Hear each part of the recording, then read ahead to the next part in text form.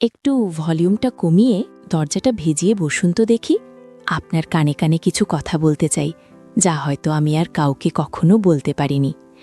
এই কথাগুলো বলার জন্য বুকের মধ্যে এমন একটা তোলপাড় হচ্ছে, মনে হচ্ছে আজ যদি এই ভারটা না নামাই তবে আমি আর স্বাভাবিক থাকতে পারব না। জীবনের কিছু অধ্যায় এমন হয় যা সমাজের চোখে হয়তো ভীষণ পাপ, কিন্তু মনের গভীরে এর ক্ষত আর আনন্দ দুটোই এত তীব্র যে ভোলা যায় না। আমি অনন্যা, আমার বাড়ি হাওড়া, একটা ছিমছাম মফস্বল শহরে আমার সংসার। আজ আমি একটা হালকা গোলাপি রঙের সুতির শাড়ি পরেছি, আঁচলটা একটু আলগা। আমার শরীরের ভাঁজগুলো বোধহয় একটু বেশি স্পষ্ট দেখা যাচ্ছে, তাই না? কিন্তু এই পোশাকের আড়ালে লুকানো আছে এক গোপন কথা, যা শুধু আমার আর আপনার মধ্যে থাকবে। আজ সেই কথাগুলো বলবো যা শুনতে হয়তো আপনার বুকটাও একটু ছমছম করবে, কারণ এমন ঘটনা হয়তো চারপাশে রোজই ঘটে, কিন্তু কেউ মুখ ফুটে বলতে সাহস পায় না। আমি জানি আমার এই গল্পটা শুনে অনেকে আমাকে ভুল বুঝবেন, হয়তো কটু কথা বলবেন, কিন্তু আমার উদ্দেশ্য শুধু একটাই, মনের সেই লুকানো দিকটা উন্মোচন করা, যেখানে আবেগ সমাজের সীমারেখা পেরিয়ে যায়। সেই টানাপোড়েন, সেই দুর্বলতা, সেই নিষিদ্ধ আনন্দের একটা ঝলক দেখানো। এই গল্পটা শুধু আমার একার নয়, এটা হয়তো অনেক লোকানো সম্পর্কের প্রতিচ্ছবি। এই কথাগুলো শুনতে শুনতে মনে হতে পারে এসব কি শুনছি, কিন্তু বিশ্বাস করুন, আমার জীবনের এমন এক কঠিন সময়ের কথা আজ আমি বলতে এসেছি, যা হয়তো অনেকেই নিজেদের জীবনে অনুভব করেন, কিন্তু সেগুলোকে লুকিয়ে রাখেন। আমার মনের মধ্যে যে ঝড় বয়ে গেছে, যে তীব্র টানাপোড়েন আমাকে প্রতি মুহূর্তে কোঁড়ে কোঁড়ে খেয়েছে, তা শুধু আমিই জানি। আজ সেই গল্পের প্রতিটি সুতো আমি আপনার সামনে খুলে ধরব। এই গল্পটা মন দিয়ে শুনলে হয়তো আপনার জীবনেও অনেক অনুচ্চারিত প্রশ্নের উত্তর পেয়ে যাবেন। যদি আমার কথাগুলো আপনার মনে দাগ কাটতে পারে, তবে একটা সাবস্ক্রাইব করে পাশে থাকবেন। এমন আরও অনেক অজানা গল্প আমি আপনার সাথে ভাগ করে নেব। আমার যখন বিয়ে হয় তখন আমি সদ্য কলেজ পাশ করা মেয়ে। স্বামী সুব্রত বেসরকারি সংস্থায় কাজ করত, ভালো মাইনে পেত। বিয়ের পরপরই ওর পোস্টিং হলো ব্যাঙ্গালোরে। ও তো প্রায় বছর 10 সেখানে একাই ছিল, মাসে একবার দুবারের জন্য আসত।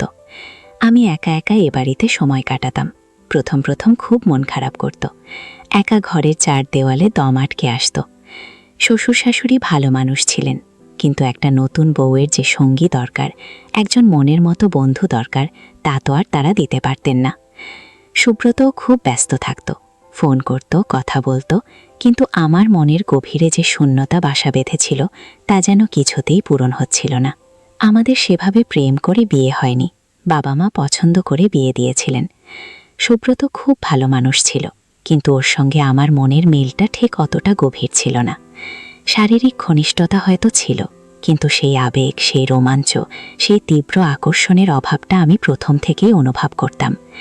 আর সেই অভাবটাই যেন ধীরে ধীরে আমার জীবনে এক অন্য রং নিয়ে এলো। আমার দেওর অর্ণব, সুব্রতর ছোট ভাই। ও তখন সবে HSC পাশ করে কলেজে ভর্তি হয়েছিল। চেহারায় একটা কাঁচা বুনো ভাব ছিল। বয়স কম হলেও ওর চোখের গভীরে যেন একটা অন্যরকম ভাষা দেখতে পেতাম। অর্ণব খুব চুপচাপ ছেলে ছিল, পড়াশোনা নিয়ে থাকতো, খেলাধুলা করত, কিন্তু আমার দিকে যখনই তাকাতো আমি ওর চোখে এক ঝলক অন্য কিছু দেখতে পেতাম। প্রথমে অতটা পাত্তা দিতাম না, ভাবতাম নতুন ভাবি এসেছে, তাই হয়তো একটু কৌতূহল। কিন্তু ধীরে ধীরে সেই কৌতূহল যেন একটা অন্য রূপ নিতে শুরু করলো।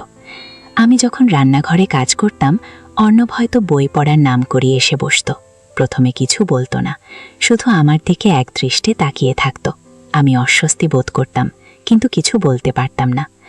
ও হয়তো হঠাৎ করে বলতো, ভাবি, তোমার হাতের রান্না কিন্তু মায়ের থেকেও ভালো হয়। এইটুকু শুনেই আমার বুকের ভেতর কেমন যেন একটা ভালো লাগা শুরু হতো। শ্বশুর শাশুড়ি নিজেদের ঘরে বিশ্রাম নিতেন, আর আমি একা রান্নাঘরে কাজ করতাম। অর্ণব আমার পাশে পাশে ঘুরঘুর করত, জল দেওয়া, সবজি এগিয়ে দেওয়া, ছোটখাটো কাজেও সাহায্য করত। একটা অদৃশ্য টান যেন আমাদের দুজনের মধ্যে তৈরি হতে শুরু করেছিল। একদিন সন্ধেবেলা, সুব্রত তখনও ব্যাঙ্গালোরে, বাড়িতে শুধু আমি আর অর্ণব ছিলাম। শ্বশুর শাশুড়ি পাশের গ্রামে এক আত্মীয়ের বাড়িতে গিয়েছিলেন। কারেন্ট চলে গেল, লোডশেডিং, পুরো বাড়ি অন্ধকার। আমি ভয়ে সিটিয়ে গিয়েছিলাম। মোমবাতি খুঁজতে গিয়ে দেখি অর্ণব আগেই টর্চ হাতে আমার সামনে এসে দাঁড়িয়েছে। টর্চের আলোটা আমার মুখে পড়ছিল, আর ওর মুখটা অন্ধকারের আড়ালে। আমি ভয়ে ওর হাতটা ধরে ফেলেছিলাম। ওর হাতটা খুব নরম ছিল, কিন্তু একটা অচেনা উষ্ণতা আমার সারা শরীরে ছড়িয়ে গেল। অর্ণব আমার হাতটা ধরেই রাখলো। আমি কিছু বললাম না। ও আস্তে করে বলল, ভাবি, ভয় পাচ্ছ না তো? আমি তো আছি। ওর গলার স্বরটা শুনে আমার কেমন যেন লেগেছিল। আমি হাত ছাড়াতে চেয়েও পারিনি। ও আমার একদম কাছে এসে দাঁড়িয়েছিল। ওর শ্বাস প্রশ্বাস আমি অনুভব করতে পারছিলাম। অন্ধকার ঘরের সেই নির্জনতা, অর্ণবের উপস্থিতি আর ওর উষ্ণ হাতের ছোঁয়া সব মিলেমিশে এক অদ্ভুত অনুভূতি হচ্ছিল। পরের দিন থেকে অর্ণবের আচরণে আরও পরিবর্তন এলো। ও আরও বেশি করে আমার কাছাকাছি থাকার চেষ্টা করত। আমি যখন ছাদে কাপড় মেলতে যেতাম, ও হয়তো চুপ করে এসে পাশে দাঁড়াত। আমার শাড়ির আঁচলটা বাতাসে উড়লে ও সেটার দিকে তাকিয়ে থাকত। একদিন অসাবধানতাবশত আমার হাত থেকে একটা বালতি পড়ে যাচ্ছিল। অর্ণব ঝট করে সেটা ধরে ফেলেছিল। ধরতে গিয়ে ওর হাতটা আমার হাতে লেগে গেল। সেই ছোঁয়াটা যেন বিদ্যুতের মতো সারা শরীরে ছড়িয়ে পড়ল। আমি লজ্জায় লাল হয়ে গিয়েছিলাম। অর্ণবও হয়তো কিছুটা অপ্রস্তুত হয়েছিল, কিন্তু ওর চোখাচোখি হতেই আমি ওর চোখে একটা তীব্র আকাঙ্ক্ষা দেখতে পেলাম। আমার নিজের মধ্যেও একটা লুকানো পুলক অনুভব করলাম, যা ছিল নিষিদ্ধ, যা ছিল পাপের পথ। আমার স্বামী সুব্রত যখন আসত, তখন অর্ণব বেশ স্বাভাবিক থাকত, কিন্তু যেই ও চলে যেত, অর্ণবের সেই লুকানো আকর্ষণটা আবার জেগে উঠত। আমি ওর চোখ এড়িয়ে চলতে চেষ্টা করতাম, কিন্তু পারতাম না। ওর চোখের ভাষা, ওর স্পর্শের আকাঙ্ক্ষা সব যেন আমাকে ক্রমশ টেনে নিচ্ছিল এক অন্য পথে। আমার মনের দুর্বলতার সুযোগটা অর্ণব হয়তো নিচ্ছিল, কিংবা হয়তো আমার নিজেরও সেই দুর্বলতা ছিল বলেই আমি ওর প্রতি ক্রমশ আকৃষ্ট হচ্ছিলাম। রাতের বেলা যখন সবাই ঘুমিয়ে পড়ত, আমি বিছানায় এপাশ ওপাশ করতাম। সুব্রতর অভাবটা তখন আরও বেশি করে অনুভূত হতো। সেই সময় অর্ণবের মুখটা আমার মনে ভেসে উঠত। ওর সেই চাহনি, সেই স্পর্শ সব যেন আমাকে উন্মনা করে দিত। একদিন মাঝরাতে আমি জল খেতে রান্নাঘরের দিকে যাচ্ছিলাম। দেখি অর্ণবও তখন ঘুম থেকে উঠে বারান্দায় দাঁড়িয়ে আছে। চাঁদের আলোয় ওর মুখটা কেমন যেন বিষণ্ণ দেখাচ্ছিল। আমাকে দেখেও চমকে উঠল। আমি বললাম, ঘুম আসছে না? ও মাথা নাড়ল। আমি চুপ করে ওর পাশে গিয়ে দাঁড়ালাম। দুজনেই কিছু বলছিলাম না, শুধু নিঃশ্বাসের শব্দ আর মনের গভীরে বয়ে চলা এক অদৃশ্য স্রোতের শব্দ। অর্ণব হঠাৎ করে আমার দিকে তাকালো। ওর চোখগুলো জলে টলটল করছিল। ভাবি, আমার মনে হয় আমি তোমায়। কথাটা সম্পূর্ণ করতে পারল না, কিন্তু ওর চোখের ভাষা, ওর কাঁপা ঠোঁট আমাকে সব বলে দিচ্ছিল। আমি ওর কথা শেষ হতে না দিয়েই ওর বুকে মাথা রেখেছিলাম। ওর শরীরের উষ্ণতা, ওর হৃদয়ের ধুকপুকানি সব যেন আমার সারা অস্তিত্বে ছড়িয়ে পড়ল। সেই রাতে আমি আর ও বারান্দায় কতক্ষণ ছিলাম জানি না, শুধু অনুভব করছিলাম একটা নিষিদ্ধ ভালোবাসা, যা ছিল তীব্র, যা ছিল নিয়ন্ত্রণের বাইরে। আমাদের এই গোপন অভিসার চলতেই থাকল। রাতের বেলা যখন সবাই ঘুমিয়ে পড়ত, তখন আমরা দুজন চুপি চুপি বারান্দায় এসে বসতাম, হাতে হাত রাখতাম, চোখে চোখে কথা বলতাম। কোনোদিন হয়তো ওর মাথাটা আমার কোলে থাকত, আমি ওর চুলে বিলি কেটে দিতাম। এসবের মধ্যে কোনো নোংরামি ছিল না, ছিল শুধু তীব্র মানসিক আর শারীরিক আকর্ষণ, যা আমরা দুজনেই অনুভব করতাম।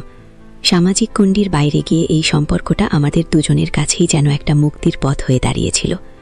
অর্ণবের বয়স কম হলেও ও আমাকে যেন সুব্রতর থেকেও বেশি বুঝতে পারত। আমার সব কথা শুনত, আমাকে সান্ত্বনা দিত।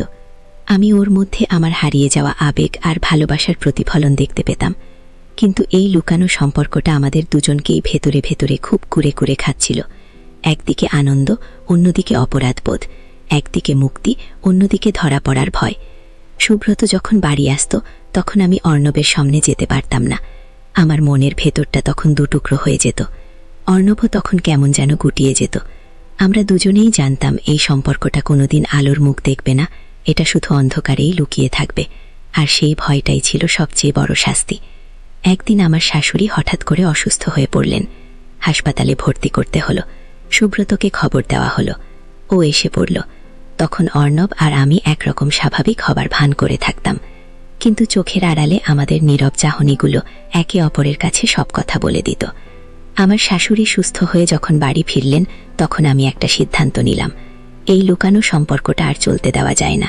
এটা আমাদের তিনজনের জীবনই নষ্ট করে দেবে। একদিন রাতে আমি অর্ণবকে ডেকে বললাম, অর্ণব, এটা আর সম্ভব নয়, আমাদের পথ আলাদা। অর্ণব আমার দিকে অসহায় চোখে তাকিয়েছিল। ওর চোখ ভরে উঠেছিল জলে। কেন ভাবি, তুমি কি আমায় ভালোবাসো না? আমি বললাম, ভালোবাসি হয়তো, কিন্তু এই ভালোবাসাটা ভুল। এটা সমাজ মেনে নেবে না। আমরা দুজনেই এই আগুনে পুড়ে ছাই হয়ে যাব। আমি সেদিন খুব কষ্ট পেয়েছিলাম, অর্ণবও খুব কষ্ট পেয়েছিল, কিন্তু আমি জানতাম এটাই ঠিক। এই ধরনের সম্পর্ক সাময়িক আনন্দ দিলেও এর পরিণতি হয় ভয়াবহ। আমি সুব্রতর কাছে ফিরতে শুরু করলাম, ওর প্রতি মন দিতে চেষ্টা করলাম। হয়তো ভালোবাসাটা পুরোপুরি ফিরে আসেনি, কিন্তু দায়িত্ব আর কর্তব্যবোধ দিয়ে সেই শূন্যতা পূরণ করতে চাইলাম। অর্ণবও ধীরে ধীরে আমাকে এড়িয়ে চলতে শুরু করল। ওর কলেজ শেষ হলো, ও চাকরির জন্য বাইরে চলে গেল। আমাদের জীবন আবার স্বাভাবিক হলো, কিন্তু মনের গভীরে সেই গোপন সম্পর্কের স্মৃতিটা রয়ে গেল একটা দাগের মতো। আজও যখন একা থাকি, অর্ণবের মুখটা মনে পড়ে, সেই টান, সেই আবেগ, সেই রাতের কথা মনে পড়ে। কিন্তু আমি জানি, যা হয়েছে তা হয়েছে। মানুষ জীবনে অনেক ভুল করে, অনেক দুর্বল মুহূর্তে অনেক ভুল পথে পা বাড়ায়, কিন্তু সময় থাকতে যদি সেই ভুল শুধরে নেওয়া যায়, তবে হয়তো জীবনের বাকিটা পথ স্বচ্ছন্দে চলা যায়। প্রতিটি সম্পর্কেরই একটা সীমা থাকে, সেই সীমা পেরোলেই বিপদ। ভালোবাসা আর আকর্ষণের মধ্যে যে সূক্ষ্ম পার্থক্য, সেটা বুঝতে না পারলে জীবন জটিল হয়ে ওঠে। আজ আমি এই কথাগুলো বললাম যাতে আপনারা আমার মতো ভুল না করেন। জীবনের পথে এমন অনেক মোড় আসে যেখানে আবেগ আমাদের নিয়ন্ত্রণ কেড়ে নিতে চায়, কিন্তু সেই মুহূর্তে আমাদের মাথা ঠান্ডা রেখে সঠিক সিদ্ধান্ত নিতে হবে। সমাজ, পরিবার আর নিজের বিবেক, এই তিনটে জিনিসকে সবসময় মনে রাখতে হবে। জীবনটা খুব মূল্যবান, এটাকে নষ্ট হতে দেবেন না।